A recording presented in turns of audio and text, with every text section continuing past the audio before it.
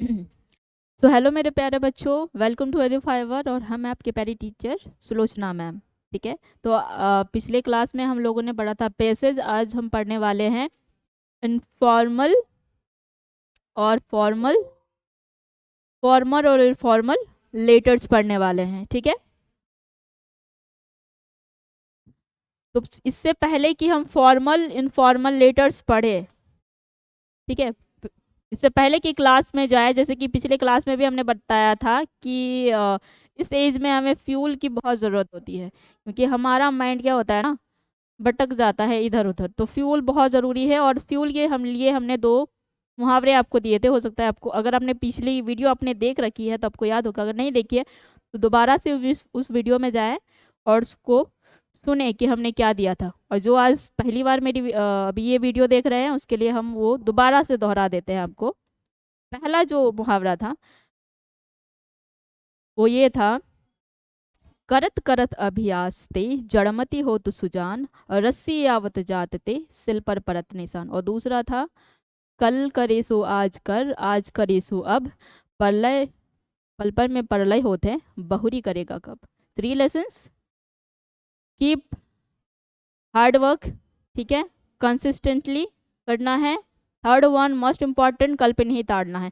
और कल ही जब हमने ये लेसन दिए थे, एक और चीज़ बताई थी कि हमें यस कंसिस्टेंटली वर्क करना है, कल पे नहीं टालना है, हार्ड वर्क भी करना है, विथ स्मार्ट वर्क करना है।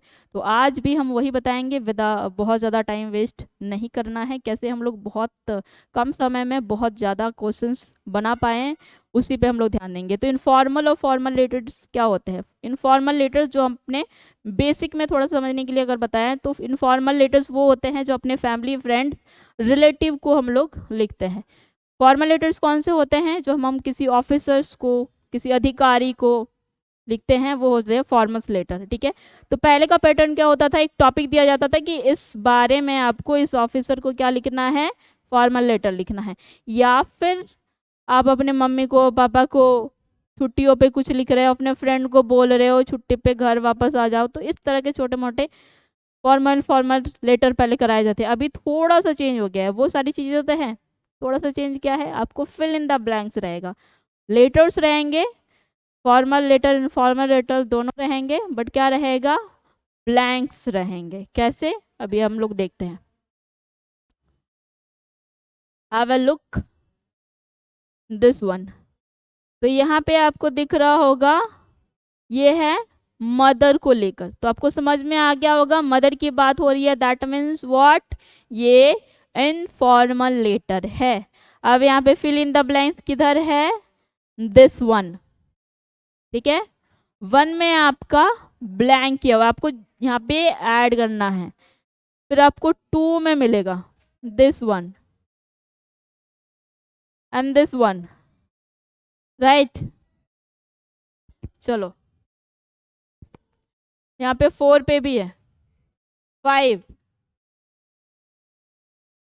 तो यहाँ पे ज़्यादा आपको बहुत ज़्यादा कॉम्प्लिकेटेड समझने की ज़रूरत नहीं है, और ना ये समझना है कि बहुत ज़्यादा हार्ड है, क्या बड़े मुझे कुछ आइडिया नहीं है ट्रांसलेट का, उसकी में डालना क्या है, तो इतना ज़्यादा समझने की ज़रूरत नहीं है।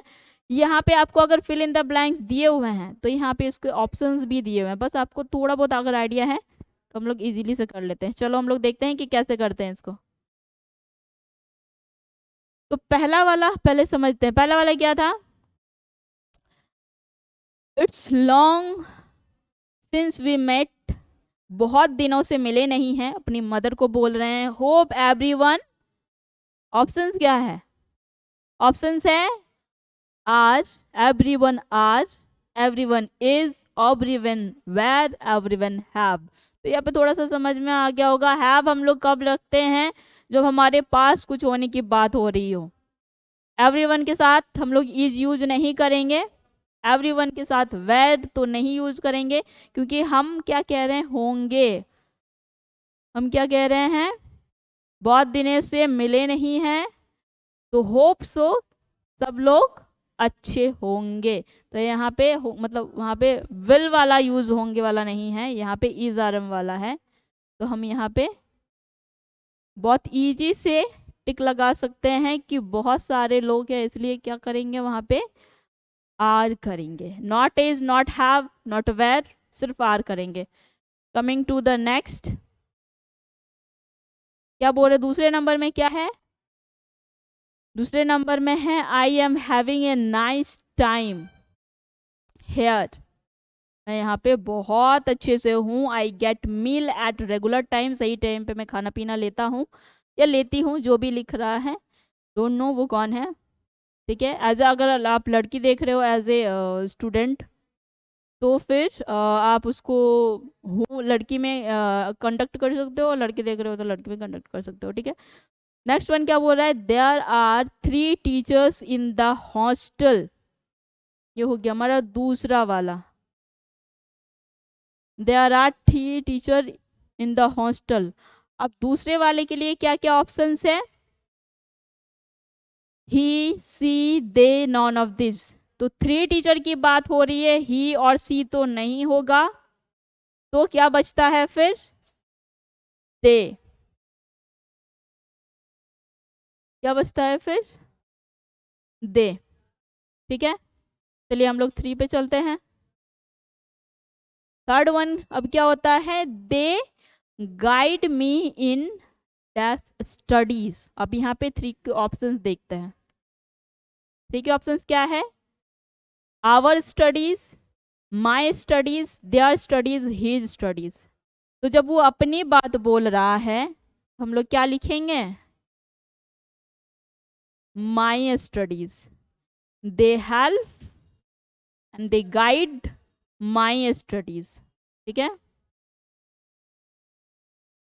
अब यहाँ पे फोर्थ हमारा हो गया, 3 हो गया, फोर्थ हम लोग देखेंगे। We dash a common room. Options क्या क्या है हमारे? वी के साथ, अगर आपको थोड़ा बहुत ग्रामर आता है, तो वी के साथ हम लोग क्या लगाते हैं? हैव।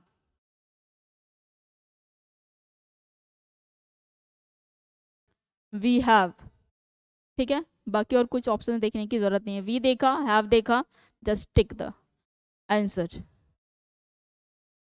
फिफ्थ वन देखते हैं, फिफ्थ वन क्या बोल रहा है? We all sit and play indoor game there and every Saturday we have a film show in the hostel compound। ठीक है, तो ऑप्शंस देखते हैं, कहाँ देखता है वो? तो यहाँ पे जो है ऑप्शंस क्या क्या हैं? ऑन, क्या है ये? Show, film show. We have a film show.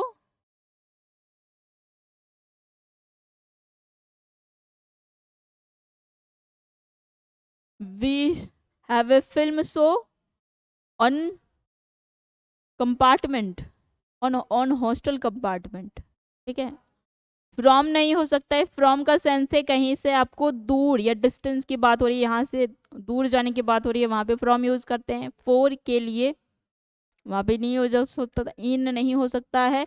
जब भी आपको ऐसे किसी बात पर हो कि हम किसी चीज़ के मतलब पर की बात हो, ठीक है, जब पर की बात हो कि उस चीज पर देख रहे हैं, किसी जगह पर देख रहे हैं, तो आप उस एरिया पर देख रहे हैं, तो आप हमेशा क्या करोगे? Tick on, on the room compartment. ठीक है, on the hostel compound, on the hostel compound, क्योंकि हम क्या बोल रहे हैं? उस हॉस्टल पर करते हैं, तो पर जहाँ पे आ जाए और एरिया की बात हो और खासकर दा लिखा हो, तो ज़्यादातर हम क्या यहाँ पे लगाएंगे? ऑन। ठीक है, तो थोड़ा बहुत ये सब आपको थोड़ा बहुत आइडिया हम देते रहेंगे। चलिए, इस तरह के क्वेश्चंस रहेंगे। ये फिल इन द ब्लैंक से ज़्यादा थोड़ा बहुत आपको ग्रामर आता है तो हो जाएगा। चलिए अब हम लोग नॉर्मल फॉर्मल पे देख लेते हैं। एक वैसा रहेगा, एक ये वाला रहेगा।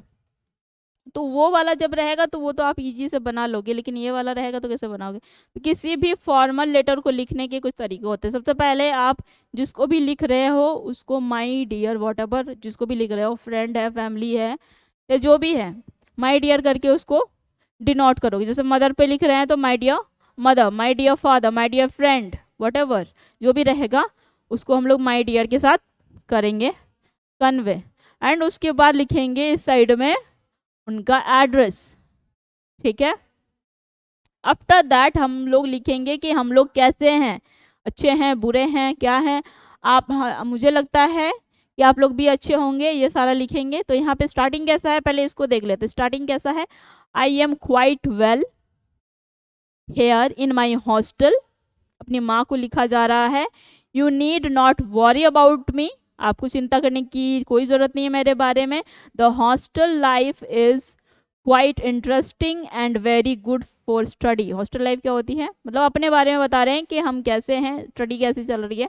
पहले आप वो इंट्रोडक्शन दोगे, फिर आप उसके बाद बताओगे कि किस रिगार्ड में आपने ये लेटर लिखा है। All the student work hard from the morning till evening, we have our fix timing for various activity, morning prayers, yoga classes compulsory for all.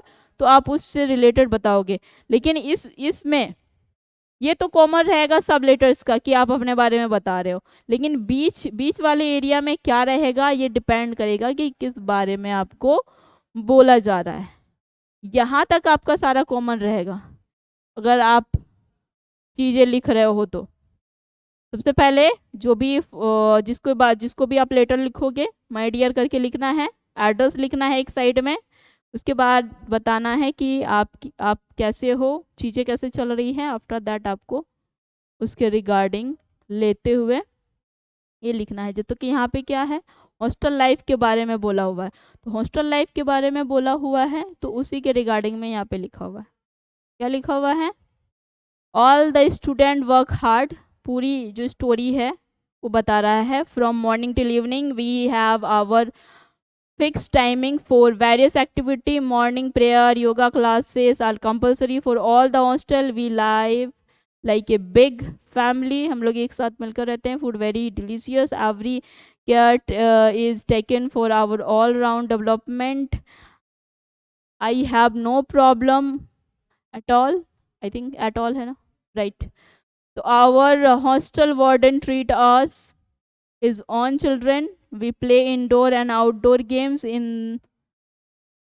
the evening, here my life is passing smoothly and healthy, I will come after my final exam। और last में सबका वही same रहेगा, with best regard with my respected father and whatever जो भी आपके रहेंगे, sister, brother, जिसको भी आप प्यार देना चाहो, लव टू जो भी रहेगा, सिस्टर, ब्रदर, ठीक है, जो भी रहेगा। तो ये ऊपर और ये नीचे एड्रेस अपने जगह पे रहेगा। माई डियर वॉट एवर आपके जो रिलेटिव रहेंगे वो अलग चेंज हो सकता है, माई डियर सेम रहेगा। एड्रेस आपका यहीं पे रहेगा, ये कॉमन रहेगा, ये भी कॉमन रहेगा। बीच वाला आपका चेंज हो जाएगा, ज़रूर नहीं है आपको इतने लंबा लिखना हो, बस जिस बारे में बोला जा रहा है उसके 3-4 लाइन भी अगर लिखते हो तो काफ़ी होता है, ठीक है। तो ये होता है तरीका किसी भी इनफॉर्मल लेटर को लिखने का। तो हमने फिल इन द ब्लैंक्स में भी देख लिया, नॉर्मल कैसे लिखा जाता है उसको भी देख लिया। अब हम लोग देखते हैं कि फॉर्मल जो लेटर्स होते हैं, किसी अधिकारी को लिखा जाता है, किसी ऑफिसर्स को लिखा जाता है, तो वो कैसे लिखे जाते हैं। सबसे पहले फिल इन द ब्लैंक्स में आते हैं, ठीक है। I think formal letter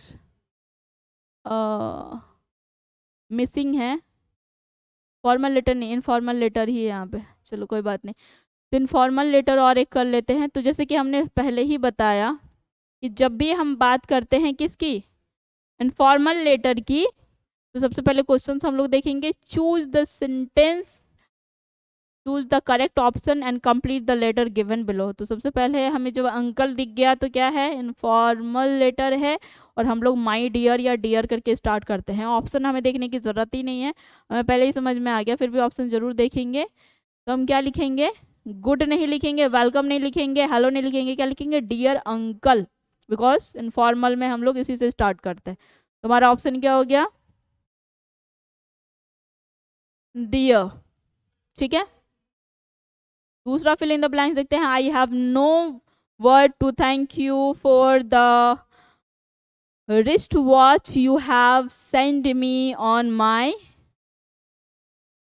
what. तो ऑप्शन देख लेते हैं किस में भेजा है उसको। चलो, ऑप्शंस क्या क्या है? Birthday, marriage day, children's day, mother's day. Of course mother's day and children's day cut हो जाने वाला है, क्योंकि मदर्स डे और चिल्ड्रंस डे में उसे तो आई डोंट थिंक कि देने वाला है। ठीक है, मैरिज भी उसकी नहीं हुई होगी, तो लास्ट क्या बचता है? बर्थडे। ठीक है, अगर इसको नहीं भी काटते तो हमें आइडिया पता चल ही जाता है कि जो अंकल आपको कभी भी वॉच देगा, आपको बर्थडे पे ही देने वाला है, राइट। मैरिज में ये सब नहीं दिया जाता है। ठीक है, चलो आगे पढ़ते हैं। और हाँ, जो इसके अलावा अगर नहीं भी समझते तो हम लोग आगे जब देखते हैं तो आगे यहाँ पे बर्थडे बर्थडे लिखा हुआ था, इससे भी हम लोग देख सकते हैं। ठीक है, When I received your parcel, I got delight on my birthday party, although I thus got a number of gifts. Options क्या क्या है? Has, is, have। तो I के साथ क्या लगेगा? Always and always have। I के साथ क्या लगता है? Have। ठीक है, I have। और कुछ देखना ही नहीं है, I दिख गया, have लगा देना है। If you gave me pens, some other story books, some other suit, and length and so on, I never undervalue their love, but I like your the most। Options देखते हैं। I like what? I like gift।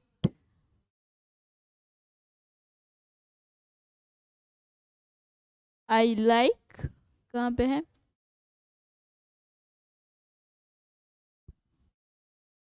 चौथा number या पांचवा number था? Although I got a number of gift, right। चौथा number है। अच्छा, तीसरा नंबर की बात हो रही है ना, तीसरा नंबर, यस। तो वो तो हो गया था हैव, चौथे नंबर की बात हो रही है। Okay, I never understand under value their love, but I like your gift. ठीक है, बात किसकी कर रही है यहाँ पे? किसके कर रहे हैं हम लोग? गिफ्ट। पांचवे पर चलते फटाफट से। पांचवा क्या बोल रहा है? I shall be dash and punctual, my friends also like the watch. Option देखते हैं फटाफट से, ऑप्शन क्या है? I shall be dash and punctual. तो पंचुअल के साथ क्या रहेंगे? रेगुलर। ठीक है, जब हम डिसिप्लिन की बात करते हैं तो डिसिप्लिन के साथ एब्सेंट तो आएगा नहीं, पर्टिकुलर भी नहीं आएगा, रेगुलर की बात भी नहीं है, इरेगुलर मतलब बिल्कुल भी रेगुलर नहीं है। तो जब हम पंचुअल की बात करें, समय के साथ चलने वाला, तो समय के साथ जो चलता है वो रेगुलर होता है, इरेगुलर नहीं होगा। ठीक है,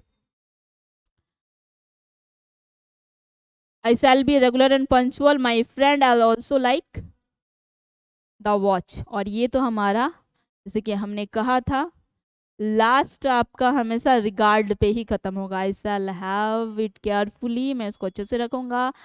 शैल never part with it with best regard. और लास्ट में जब भी आप अपना वहाँ पे डियर से स्टार्ट करोगे तो यहाँ पे योर अफेक्शनेटली, योर लविंगली, इस तरह के वर्ड यूज करके आप इसको फिनिश करोगे, जैसे इधर है। यस, तो यहाँ पे जैसे योर लविंग सन, तो इसी तरह के वर्ड यूज करके आप एंड करोगे। ठीक है, अब यहाँ पे आते हैं, सेम चीज लिखी हुई है ना, वही। ठीक है, तो इस तरह का लिखने के लिए आ जाएगा। पहले हम लोग देख लेंगे कि बर्थडे गिफ्ट के बारे में बोला हुआ है। तो स्टार्टिंग आप सेम करोगे, रिस्पेक्टेड अंकल या डियर अंकल, कुछ भी लिख सकते हो। वहाँ पे हमारा रिस्पेक्टेड आई थिंक था नहीं, वरना हम यहाँ पे रिस्पेक्टेड डाल सकते थे, पर रिस्पेक्टेड नहीं है तो हम लोग डियर डालते हैं। ठीक है, यहाँ पे ये फॉर्मल लिखा हुआ है कि आपको एक क्वेश्चन रहेगा जैसे write a letter to your uncle thanking him for a nice birthday gift. उस पर लिए अगर खुद से लिखना है तो आप थैंकिंग रिस्पेक्टफुल या डियर से स्टार्ट करोगे। सबसे पहले इधर लिखोगे उनका एड्रेस, इधर लिखोगे उनका एड्रेस, आप अपने बारे में थोड़ा बहुत बताओगे। I sincerely thank to your sending an excellent book, ये जो भी उनको बर्थडे गिफ्ट में मिला है। जैसे पिछले में हमने देखा था वॉच, यहाँ पे बुक की बात हो रही है, तो जो भी गिफ्ट मिला उसके बारे में थोड़ा बहुत बताएंगे। ठीक है, और उसके बाद I am written this letter to going through the book related with the art of living. तो इस बुक में हम क्या क्या करने वाले हैं, आपने जो गिफ्ट दिया उस पर हम लोग क्या क्या करने वाले हैं, उसमें थोड़ा बहुत यहाँ पे लिखा हुआ है, आप थोड़ा बहुत उस बारे में लिखोगे। और लास्ट में थैंक यू करोगे कि आपको जो गिफ्ट मिला है उसके लिए आप थैंकफुल हो। I thank once again for your valuable present, I sure you for of reading the book again, this time trying to understand the art of living in a broader perspective। ठीक है, तो नीचे वाला आपको कहीं कहीं पे ये कॉपी कर सकते हो, यहाँ से भी आप इसका भी कॉपी कर सकते हो। बाकी बीच वाला आपको हर जगह पे चेंज करना पड़ेगा। बाकी फॉर्मल है, डियर से स्टार्ट करना है, रिस्पेक्टेड से स्टार्ट करना है,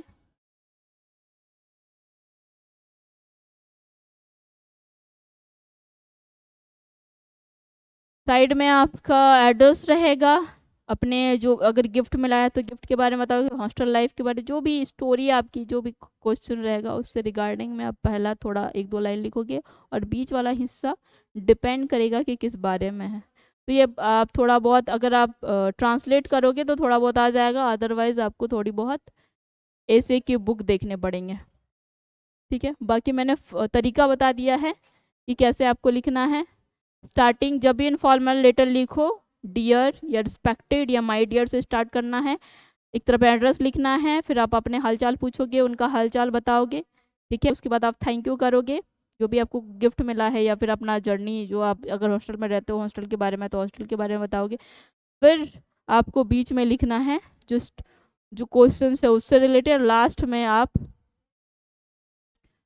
अगर गिफ्ट के लिए थैंक यू बोलना है तो वो बोल सकते हो। अगर अपनी आप कहीं पे बाहर रहते हो वहाँ पे आप कुछ बोलना चाहते हो तो वो लिख सकते हो। अगर बाहर रहते हो तो आप इन चीज़ों से कर सकते हो, with best regard to my respected, जो भी आपकी फैमिली रहेगी उनको। तो ये अगर फैमिली को लिखना है तो ये कॉमन आपका रहेगा। ठीक है, सिर्फ फैमिली के लिए। और अगर कोई गिफ्ट वगैरह मिलेगा तो आप ऐसे लिख सकते हो थैंक यू किसे थैंक, इतना बड़ा अगर नहीं भी लिखते हो बस इतना लिखते हो ना, thank you for this valuable gift, thanks again, I thank you once again, ऐसे भी लिखते हो। इतना बड़ा भी नहीं लिखते हो, बस इतना लिखते हो thank you for this this time trying to understand the art of living border and perception, मतलब उसके थ्रू से हम क्या क्या कर पा रहे हैं इसके लिए बहुत बहुत धन्यवाद। इस तरह के वर्ड भी अगर लिख देते हो तो काफ़ी होगा, इतना बड़े बड़े नहीं भी लिखते हो तो चलेगा। बाकी तरीका यही है, starting with respected and dear, address. I think हमने इतना बार रिपीट किया ना तो आप लोगों को समझ में अभी तक आ गया होगा। इनफॉर्मल लेटर्स डियर से स्टार्ट करने हैं, रिस्पेक्टेड से स्टार्ट करने हैं, माई डियर से स्टार्ट करने हैं, एक तरफ में आपको एड्रेस डालना है, आपको अपना हालचाल बताना है, पेरेंट्स का हालचाल लेना है, रिलेटिव का हाल, जो भी रिलेटिव रहेंगे, अंकल रहेंगे, मैटरनल अंकल रहेंगे, जो भी रहेंगे उससे हालचाल पूछना है, अपना हालचाल बताना है। क्वेश्चन में जिस रिगार्ड में लेटर लिखना है उसको बीच में डालना है, at the last of with, ये अगर इतना नहीं भी लिखोगे ना, सिर्फ इतना जैसे गिफ्ट के बारे में है, thank you once again for the valuable present. ठीक है, इतना लिख के फिर आप ये अगर लिख देते हो ना, with best regard to my respected aunty, क्योंकि अंकल को लिख रहे हो तो आंटी लिखोगे, एंड कजन्स, तो वो भी चलेगा। ठीक है, तो एग्जैक्ट आपको वही नहीं लिखना है, रटने वाला चीज़ नहीं लिखना है कि यही रट के गए हैं तो क्वेश्चन में एग्जाम में जो आएगा वही रट के लिखेंगे, नहीं। आपको बस वर्ड अपने माइंड में स्टोर करके रखने हैं, जहाँ पे जैसे वर्ड की ज़रूरत हो, क्यूरियोसिटी हो, जहाँ पे नीड हो वहाँ पे वो ऐड ऑन कर देना है। अगर कुछ भूल जाते हो तो उसके अलग भी मतलब समझ लो कि कैरी ऑन करो उसके बदले में दूसरे वर्ड ऐड ऑन करने के लिए। ठीक है, एग्जैक्ट नहीं लिखना है, जो याद करके जाएंगे वो एग्जैक्ट। अगर नहीं भी आता है तो नो प्रॉब्लम। ठीक है, तो आज की क्लास के लिए इतने ही रखते हैं। होप सो आप इनफॉर्मल लेटर्स लिखना समझ गए होंगे किसे लिखना है, और इसको और ज़्यादा आपको सीखना है तो आपको प्रैक्टिस करनी पड़ेगी। ऐसे बुक आपको लेना पड़ेगा और उसके बिहाफ पे आपको और ज़्यादा प्रैक्टिस करनी पड़ेगी। जैसे हमने कहा पहले ही, दो फ्यूल हमने आपको दिए, क्या लगातार आपको हार्डवर्क करनी है विद स्मार्ट वर्क।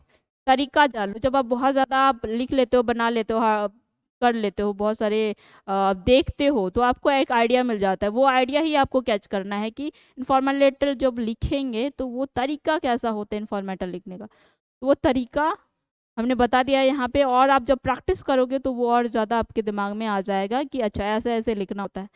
पहले डियर से स्टार्ट करेंगे, एड्रेस लिखेंगे, अपने बारे में बताएंगे, अपने फैमिली के बारे में पूछेंगे, जिस बारे में क्वेश्चन है उसको डिस्क्राइब करेंगे अपने शब्दों में, जो भी हमें आता है उसको अपने लैंग्वेज में जितना आप करोगे एग्जामिनर आपको उतने अच्छे मार्क देने वाला है। क्योंकि वो जब आप रट के कुछ देते हो तो उनको लगता है इसने रटा हुआ, बट आप जब अपने बात को अपने लैंग्वेज अपने ट्रांसलेट के साथ देते हो तो उनको आइडिया पड़ जाता है कि हाँ ये पढ़ता है, इसको कुछ तो नॉलेज है।